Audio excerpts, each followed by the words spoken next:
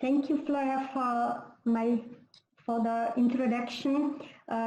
When I made this prepared the talk, I was slightly confused because there is an audience who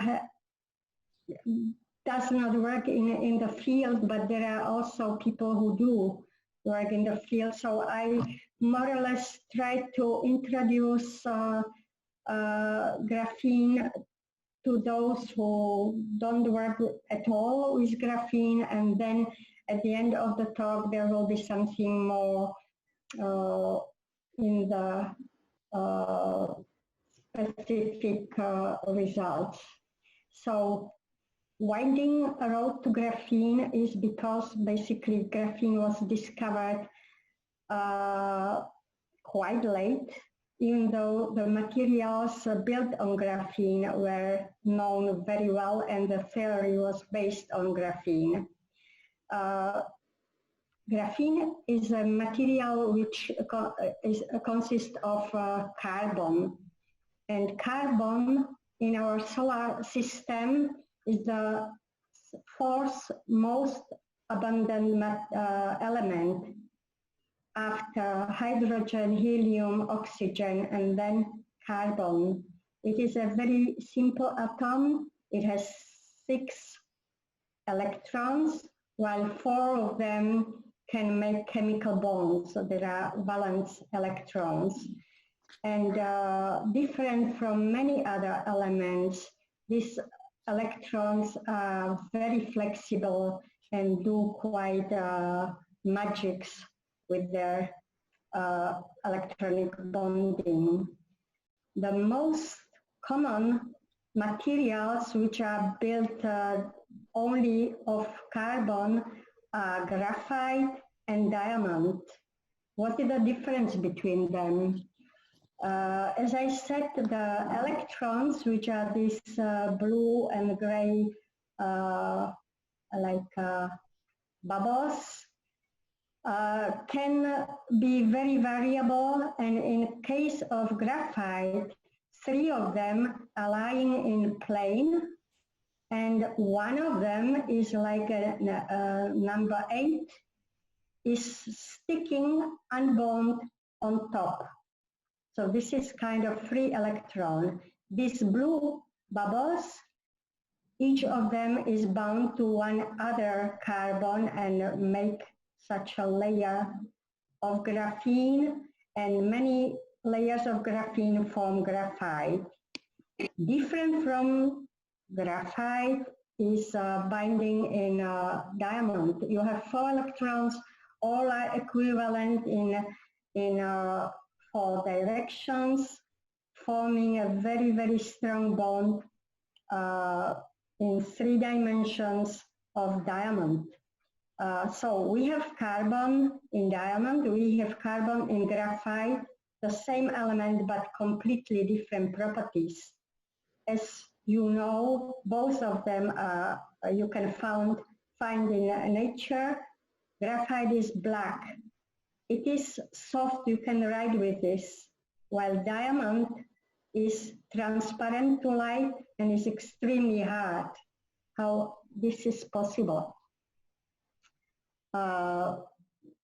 Basically,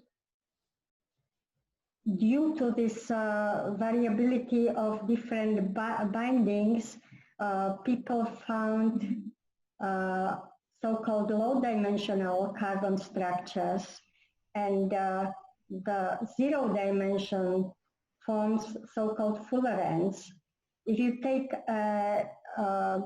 graphene or graphite layer and make some defects, you get pentagons instead of hexagons, and you get like football round sphere molecules which have a very special property. They have 0 dimension, and the Nobel Prize was awarded in 1996 for basically discovery of these molecules. Then carbon might be in so-called quasi one-dimensional structures, These are carbon nanotubes. It is just a raw sheet of graphene with very, very interesting properties I will show you later. But these are quasi one-dimensional since this is a tube, which can be cut and then you get a plane.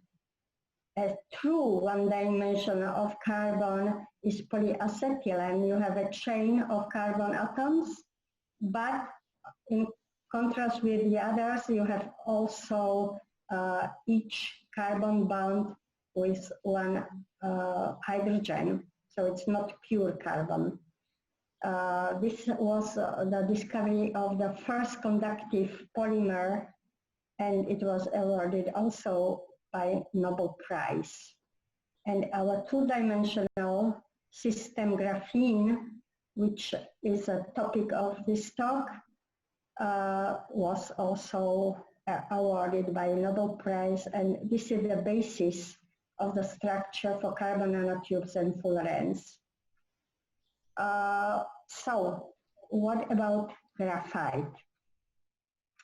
Oh, sorry, I will still not get to graphite, but I will present carbon nanotubes just because I will not get to it before, later.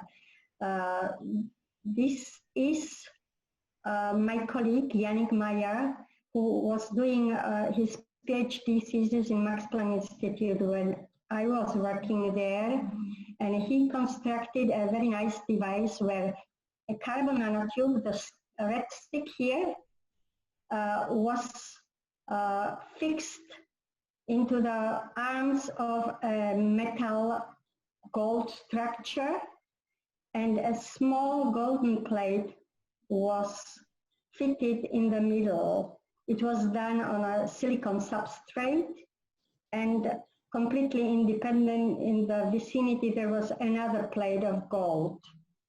Afterwards, when he managed to produce it, he etched away silicon and he got a suspended structure where nanotube was holding this plate suspended. Then he attached to this part and this part electrical circuit. He put here a potential, so this gate piece was negative, the other was positive, and what was happening was a pendulum. Since this plate was asymmetric, the larger part was turning towards the negative gate, and as soon as he switched off the potential here, the pendulum turned back. So can you imagine this tiny carbon nanotube holding the massive plate of gold, turning it and turning back again? So this is basically a property of graphene. So we are back in 1924 when people started being interested in properties of graphite. It was a very strange material because it did not fit to anything known before. If you look at the age, 1920 time of quantum mechanics, people were just setting the rules of quantum mechanics. There were already some models, some theories which were well fitted for solid state materials, but graphite was somehow out of any structure.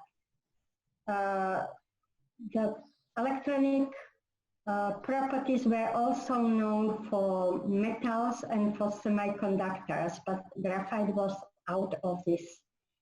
Okay, this was the measurement of resistivity against temperature.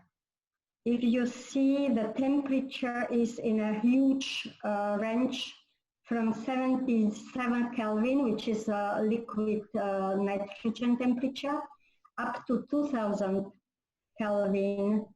And this gentleman was wondering what is happening, because first the resistance is decreasing, which is with increasing temperature. This is the typical property of semiconductors. But then there was some kind of minimum, and resistivity started increasing, which is typical for metals.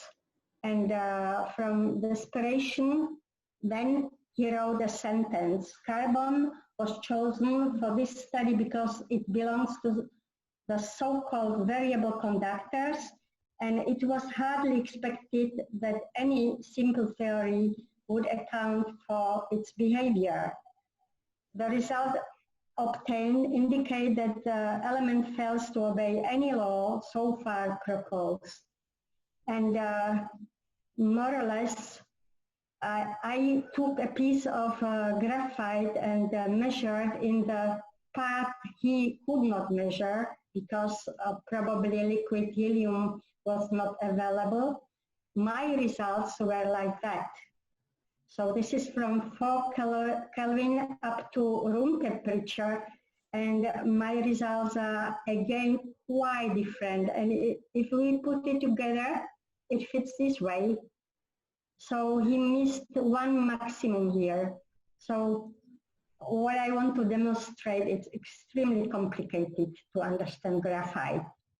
It was another 20 years later when the first theory of graphite was developed by Philip Russell Wallis in Canada.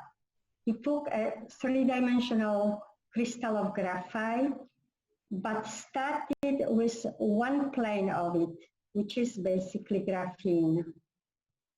So the theory of graphene was developed in 1947. Mr. Wallis realized that this hexagonal lattice, which looked quite simple, is not that simple because it is built out of 2 sublattices, A and B. What it means is, if you take a ring here, so A atoms, the green atoms, have tip of the triangle up, and brown atoms have it down, meaning these 2 lattices cannot be placed each on other, and they live completely independent, which is a very, very strange thing with graphene. So we have 2 lattices, and thanks to this structure, he found out something which is very rare in solid state, and this is that the energy of the particle is proportional to momentum. This is called linear dispersion relation. This was unknown before graphene in solid state.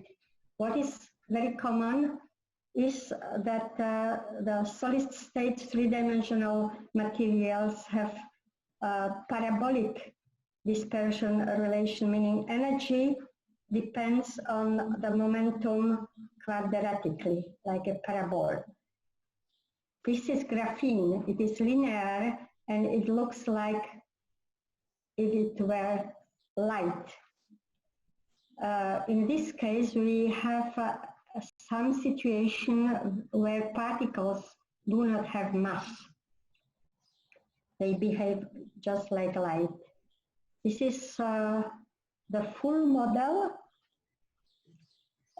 where the band blue hat below is a model of energy in momentum space, and top is conductance in momentum space, and they touch in cone structures. There are 6 cones, and each of them can be basically considered as a linear dispersion, and this is the place where all conductance is happening. Basically, what is unusual in graphene? This linear dispersion would tell you that the normally used Schrödinger equation is not used, but Dirac equation. It would have velocity which is only 100 times less than the velocity of light. and you can reach the particles which do not have mass. They are relativistic, relativistic fermions. So their property is closer to light.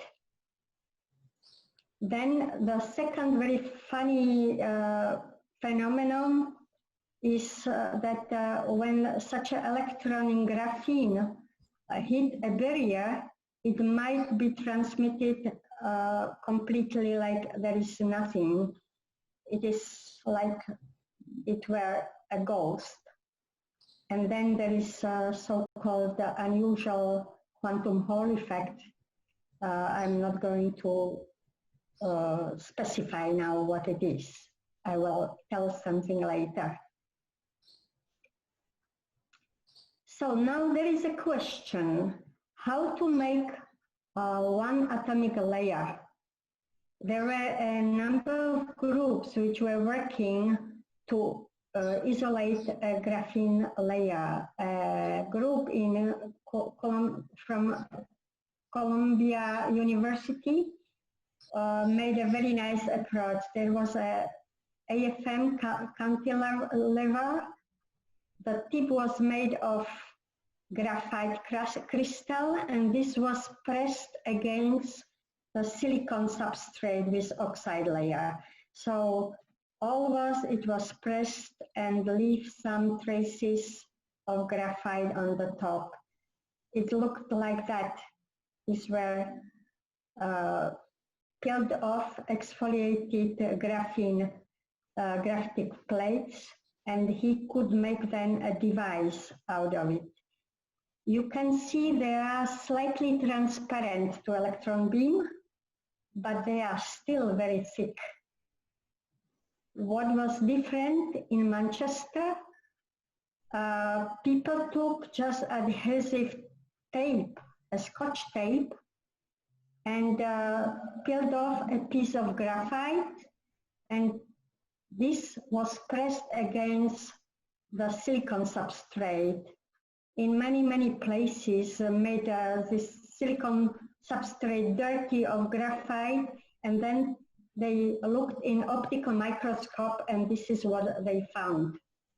You see places which are light and darker, and came out that in optical microscope you can see a single atom thin layer, which is very, very, very thin.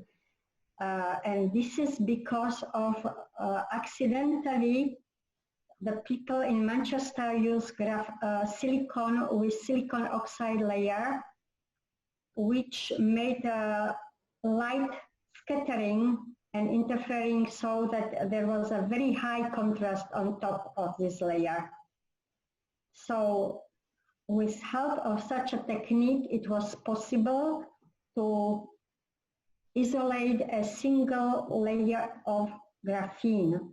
And this, when all experiments could be done, and this was the time when Nobel Prize was awarded to Andrei Geim and Konstantin Novoselov for groundbreaking experiments regarding the two-dimensional material graphene. Now the very basic question is, can the 2D material exist at all? So this question was asked about 86 years ago by Peirce and Landau in these works.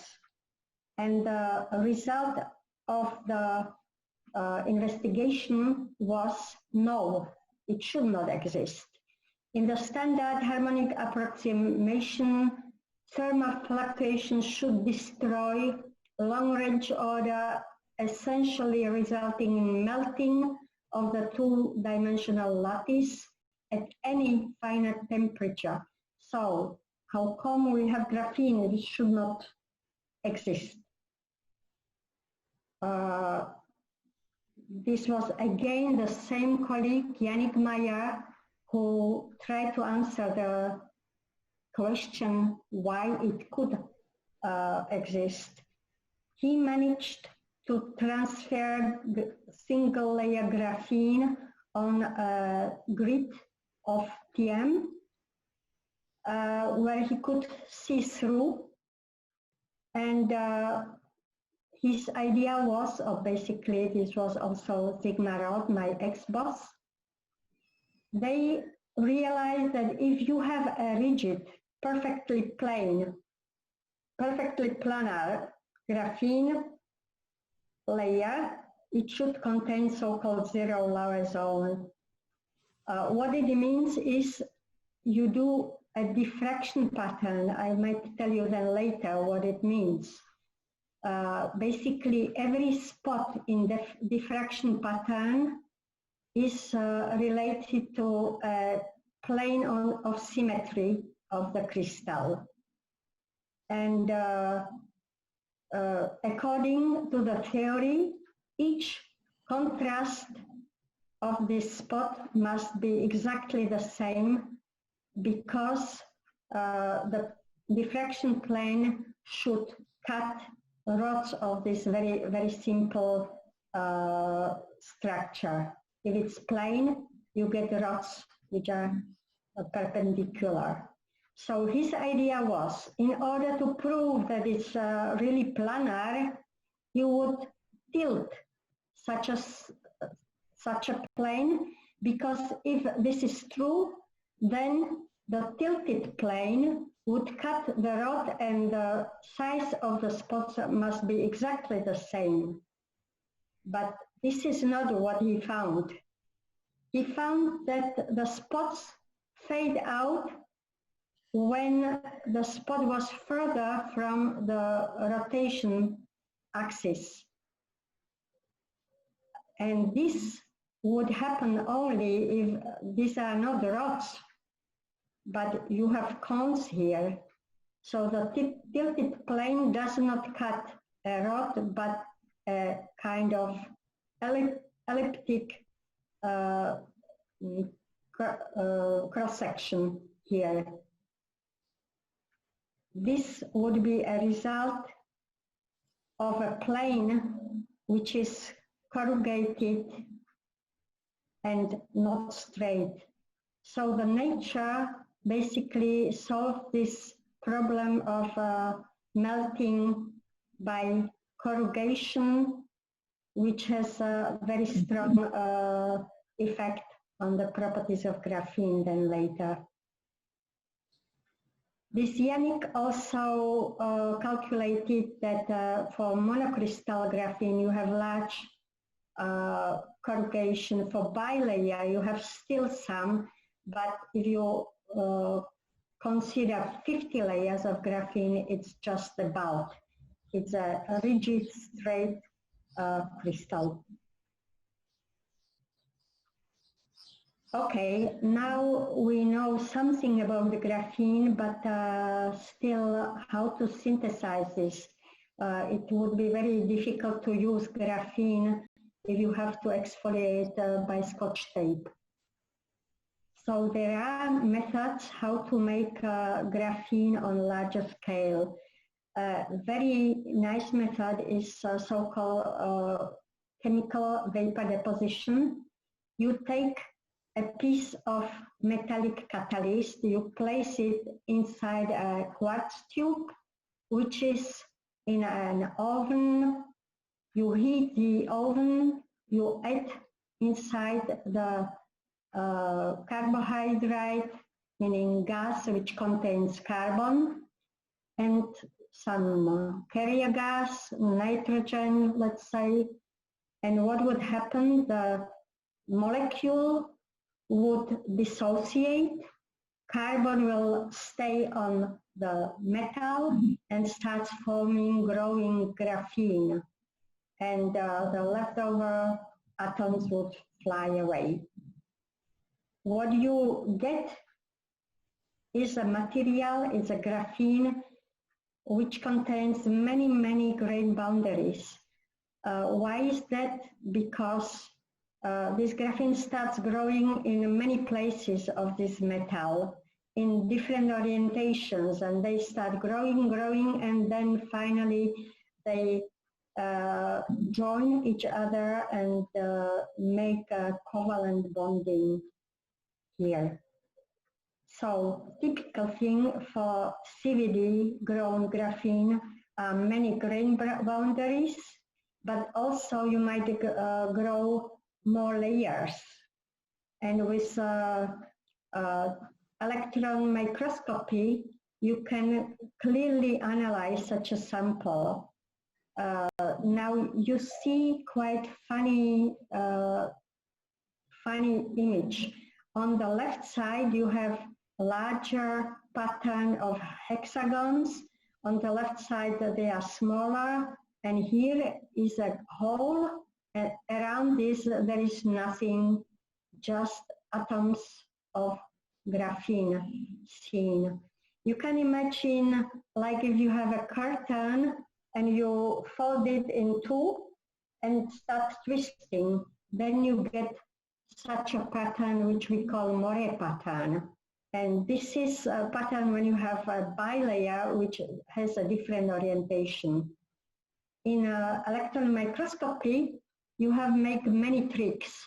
For instance, if you have a very irregular structure like this graphene here around the hole, you can subtract the contrast of it, meaning like there were no layer there, and you would get such an image.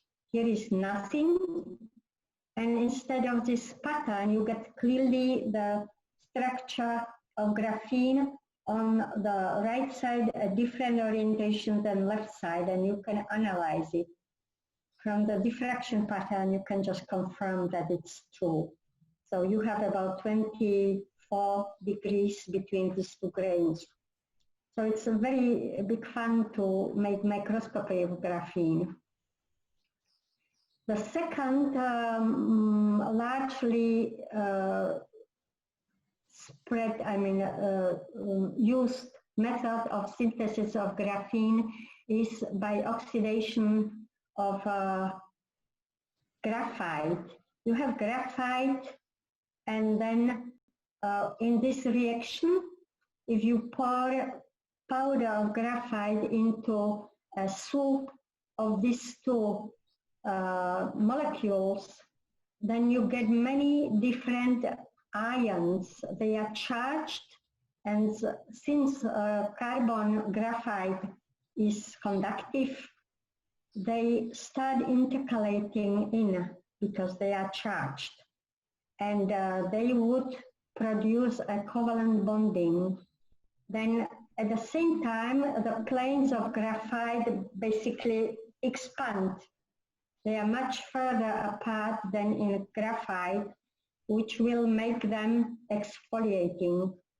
And then you get graphene oxide. So graphene oxide is the first step to getting graphene. What is happening is basically you have graphene plane and attached different oxide groups on top. But this is not graphene. This completely changes the properties. For instance, electrical resistance increases in 8 orders of magnitude with oxygen content.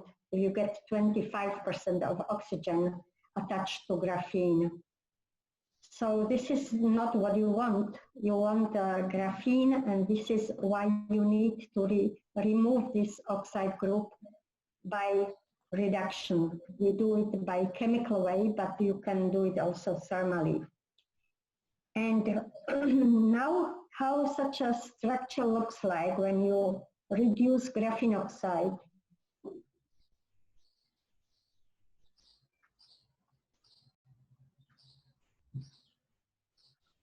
So this is graphene oxide. The white stains are contamination. We cannot look through it, but here is quite clean structure. This method of imaging is transmission electron microscope, but scanning transmission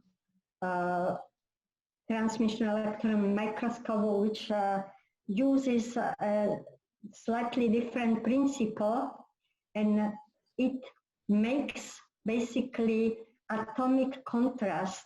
Every element can be distinguished by different contrast. For instance, this is carbon. Much brighter is silicon, and here you see a few spots which are almost similar intensity like carbon, but slightly brighter, and this is oxygen. Now I will show a movie what the oxygen would do with under electron beam. So we will scan this structure with electron beam and observe what these atoms are doing. So basically we have now oxygen, which is instead of carbon sitting in the lattice. Here I showed 3 different colors. In blue ring, the oxygens will disappear during irradiation by electrons and will produce a defect.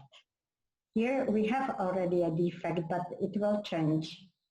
This yellow ring is around the oxygen, which will be replaced by carbon, and the structure will completely heal. So you will have no trace of this defect. And silicon will just ignore electron beam, will stay as is.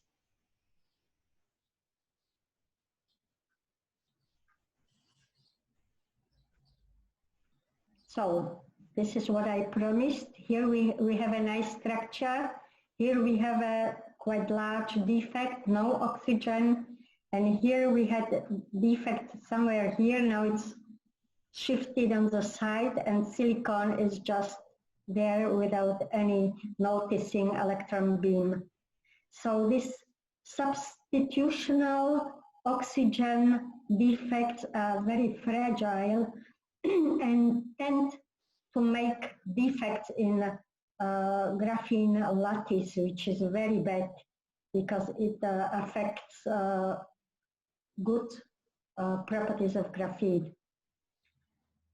Besides having substitutional defects, we might have a lot of contamination from this synthesis. For instance, we found manganese 2-dimensional crystal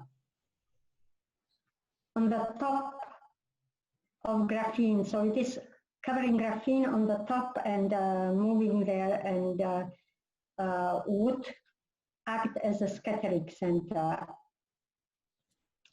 And now we have already graphene, and we will try to characterize it by electronic transport.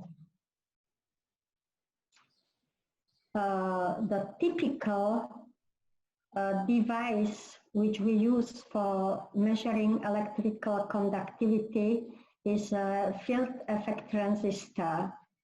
It is basically, it contains the basic part is the silicon substrate.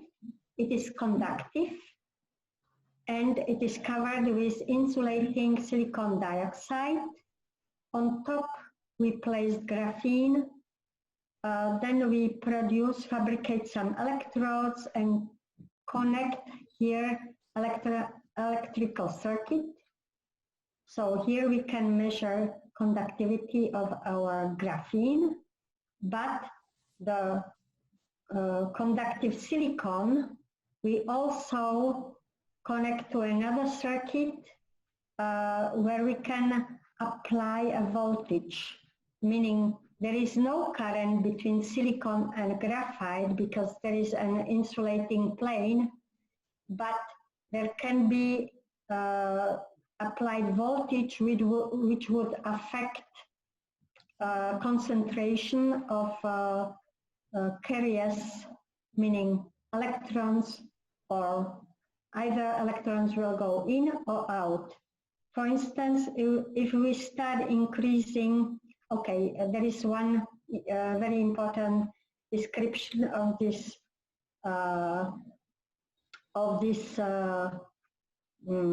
dependence. We measure resistance with respect to this gate voltage which we apply here.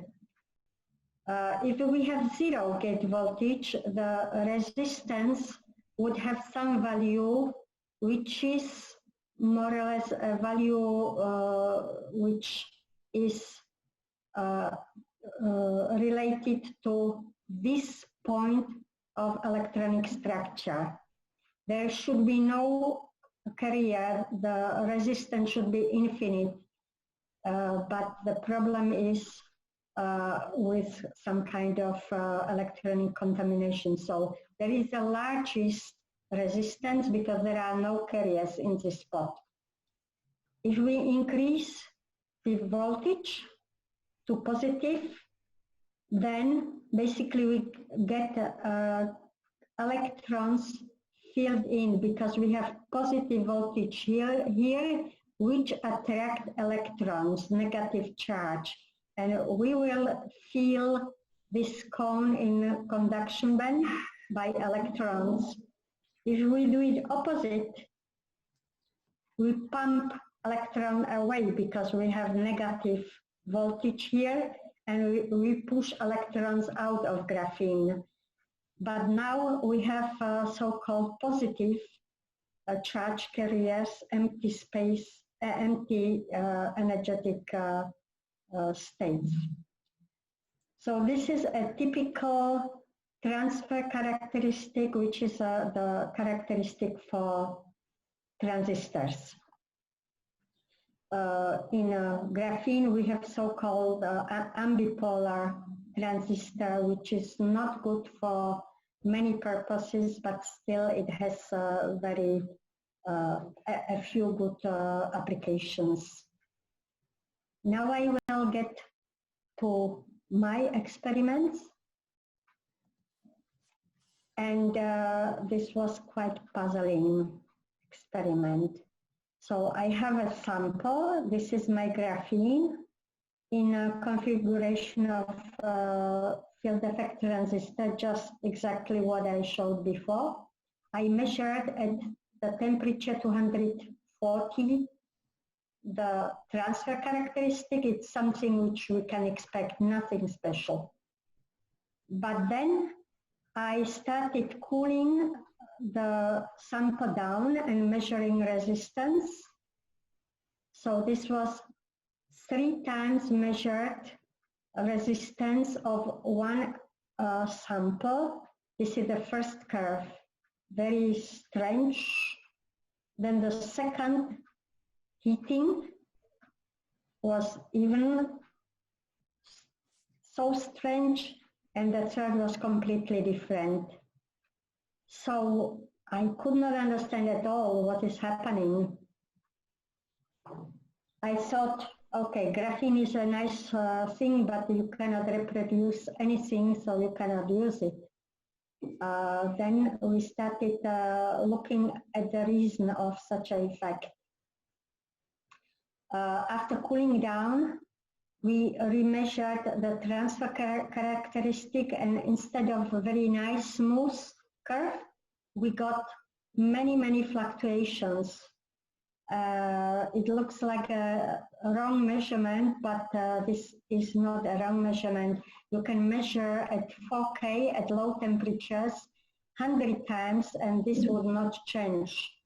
This is a very reproducible pattern, and it is even well known why this is happening.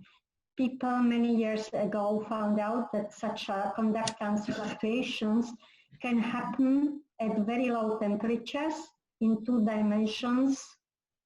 When electronic wave is propagating one direction, then it's scattered back and interferes. So it can have constructive and destructive interference pattern and this is the result of it. So it is perfectly reproducible as long as we stayed at 4K. So I then set my gate voltage to one concrete value and started remeasuring the temperature dependence. This was the result. So basically what was happening, the value of 4 kiloohms, which I see here, started decreasing with temperature, which would mean probably that the interference pattern just decays. The phenomenon of interference is getting less and less and disappears, and this is the temperature dependence.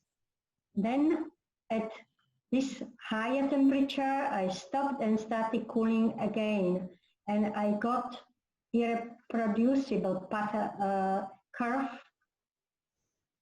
but then I measured the transfer characteristic, and this 3.5 kiloohms appear exactly in this place.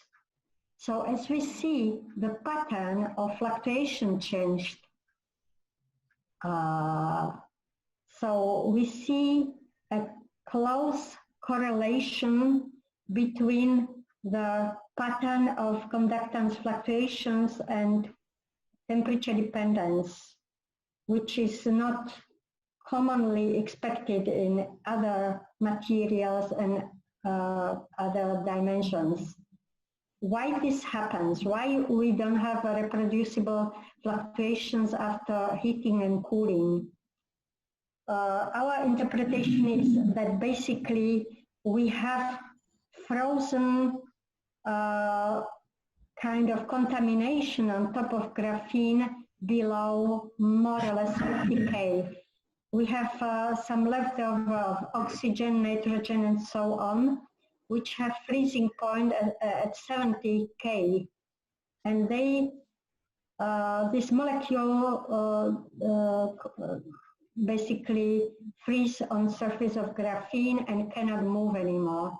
At heating, they start moving, rearranging, and cooling down, they freeze in a different position, meaning we have a completely different interference pattern. It's similar, like if you see interference of waves in water.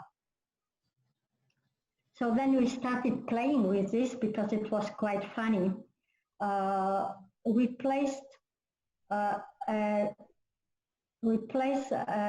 gate voltage at the peak of resistance fluctuation, and at heating, it started decaying down.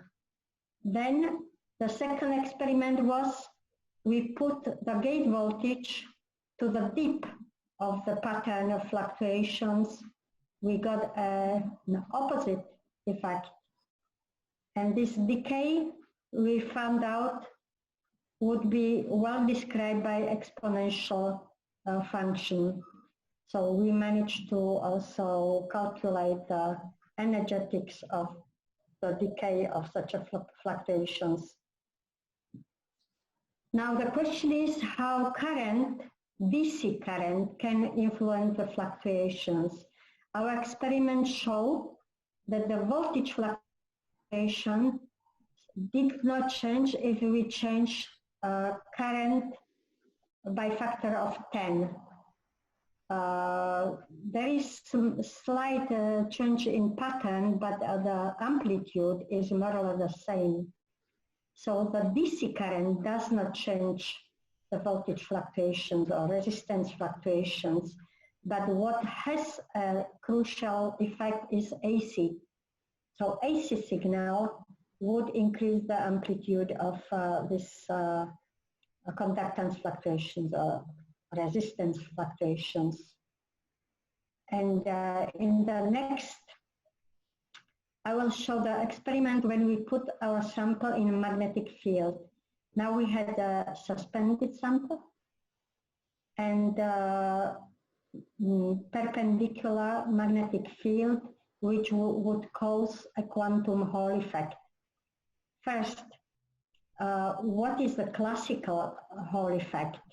If you have a planar sample of some thickness and you apply a perpendicular magnetic field, you have a current which is entering the sample from left to right. Magnetic field would cause that the electrons passing in or charge, electrons would start turning, circulating in magnetic field. This is the basic law. And if they start turning, they will hit the edge of the sample and cannot move anymore.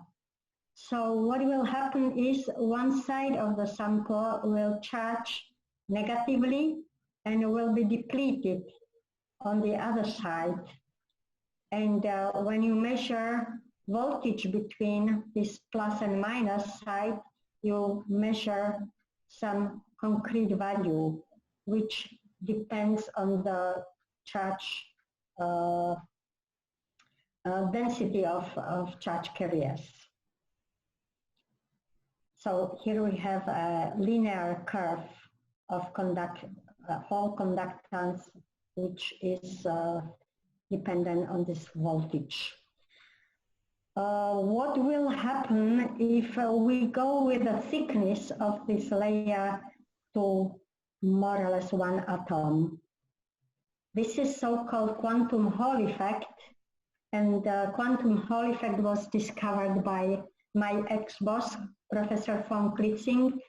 This happened in his experiment published in 1980. The Nobel Prize was 5 years later, because not only to discover the Hall effect, but also to explain it. This is a very interesting phenomenon. Now, imagine the magnetic field would start changing the trajectory of electrons to circles, and they cannot squeeze deeply inside. They can just share one plane. There is no other way. So you cannot fit more than a certain number of electrons on one plane. But there is a possibility for the electron which is on the side. Basically, these electrons are localized, cannot move, they are just turning. But this electron makes starts making a circle, but hits the edge and is scattered back, but cannot go back this way because magnetic field turns is again this way, and it propagates ahead one direction. So it causes a perfect current on the edges. So what we measure then, across the sample, there is a constant voltage, but this way we measure more or less infinite or very, very high current. So this is a typical quantum Hall effect in graphene. The red curve is this transversal resistivity. Sorry, I'm wrong. The red curve is the transversal, what I have, transversal conductivity, these steps here. And green one is longitudinal resistivity. Longitudinal is along this direction, transversal is this direction. What is happening is if we manage to increase the density of carriers by increasing gate voltage, this is exactly what I did in the previous measurement, meaning you increase the gate voltage and change the concentration or density of charge carriers. So you can basically get a situation when you have this current. If you have such a current, you have zero resistivity in this direction. If you increase the density of carriers, then you start loading in new set of electrons and you get current in the perpendicular direction. The voltage is increasing and you get some conductivity. But then if you increase again, you cannot squeeze anything anymore and you get these steps there. What is very strange with the quantum Hall effect in graphene, you get 4 times unit of basic electronic conductivity, and 4 times means you have so-called 4 times the generated electronic energy states because of identical energy for 2 different spins and identical energy for 2 different sublattices. You remember sublattice A and sublattice B. So we have a completely different rule for spacing than in other 2-dimensional structures. Then what is very strange is existence of electrons and holes sharing one peak. In one half we have electrons, in other half we have holes in this resistance.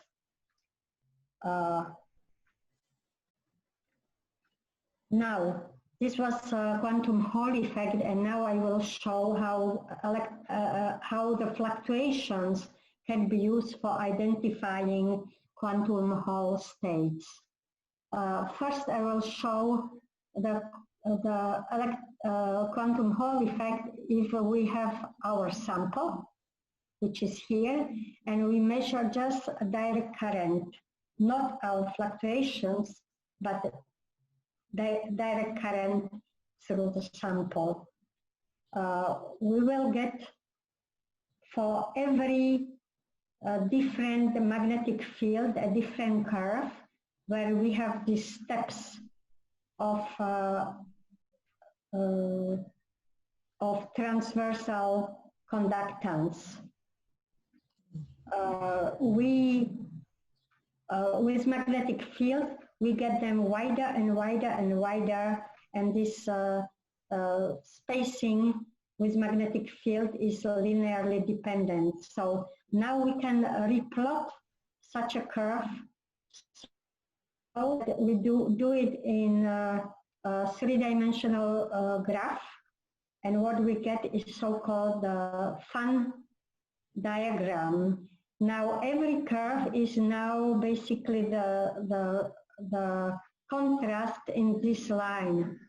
So every different magnetic field is a line in this direction, and we can, with help of this fun diagram, we can well identify the different so-called filling factors, the steps which are allowed. For graphene, what is allowed are states in the levels of 2, we call it filling factor. I don't want to complicate too much the vocabulary. So basically these are the slopes where the conductance starts flowing.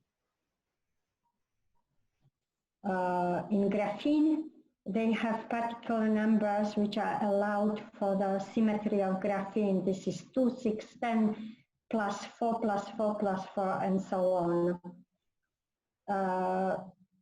as I said, it's spin and valley degeneracy. But in our measurement, we see also a plateau at the filling factor 1 and 0, which is due to breaking symmetry, spin and valley symmetry, and we get insulating state, meaning 0 conductivity for 15 Tesla here on top. This is the 0 state. So this is when we have DC conductance. Now I will show something quite funny. This is the curve which I showed before for 15 Tesla for DC conductance. Now we will do a different connection. We will add some AC voltage to our gate with very small size and very small frequency. And instead of measuring DC current, we will filtrate through lock-in amplifier just the path which is in the same phase like this DC voltage applied to the gate. So what we will get out are just filtrated the fluctuations here.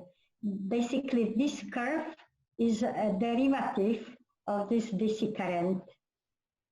And if we plot such a Venn diagram, we get very, very interesting design, which is done by many parallel lines in different slope directions.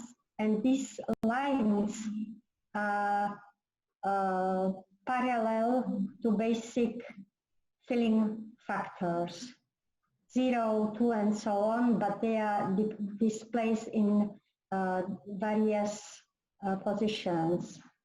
So besides filling factors 2, 6, and so on, you see many other lines, and not only with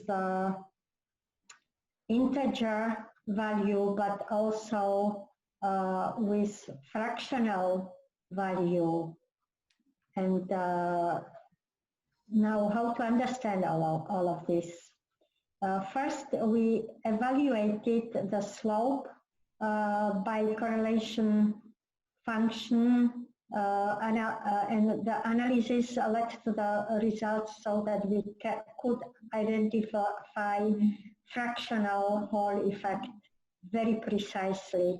We got many, many fractional states which are quite interesting because it means you don't have electrons which rotate independently in the circuit, but they are overlapping and you get so-called composite fermions.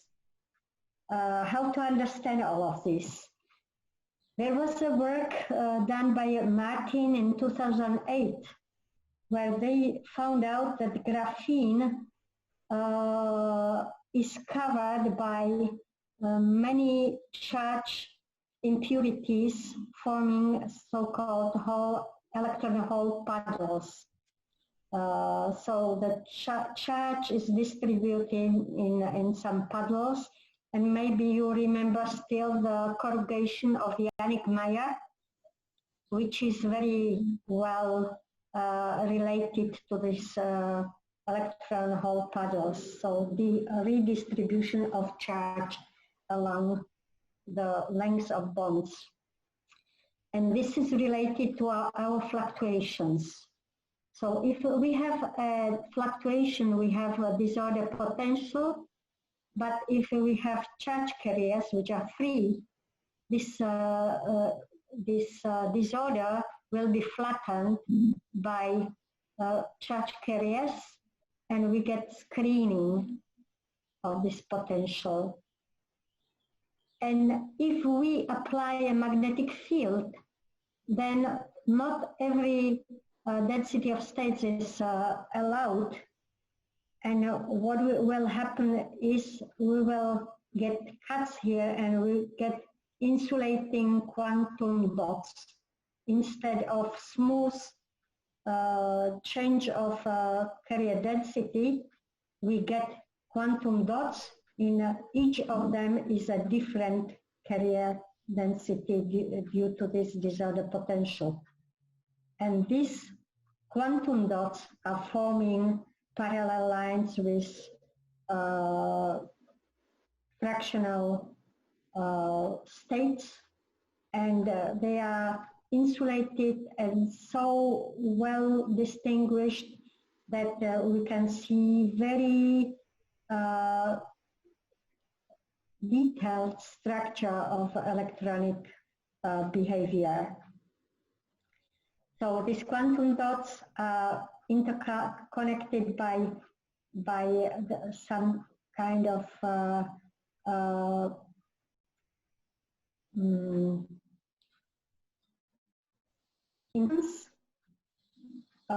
since it's a DC signal, we can get it through the sample to the electrodes, and we can get this quantum Hall effect analysis. So basically what I can conclude is we managed to get quantum Hall states in a fractional filling factors, and we have some evidence by measuring quantum dots, and a very applicable result is the graphene temperature sensor. On the yellow foil is sprayed graphene, and here you measure the temperature. So you see extremely fast reaction.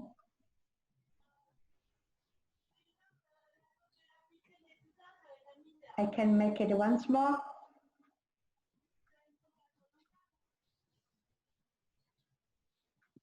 Now, colleague, move the hand.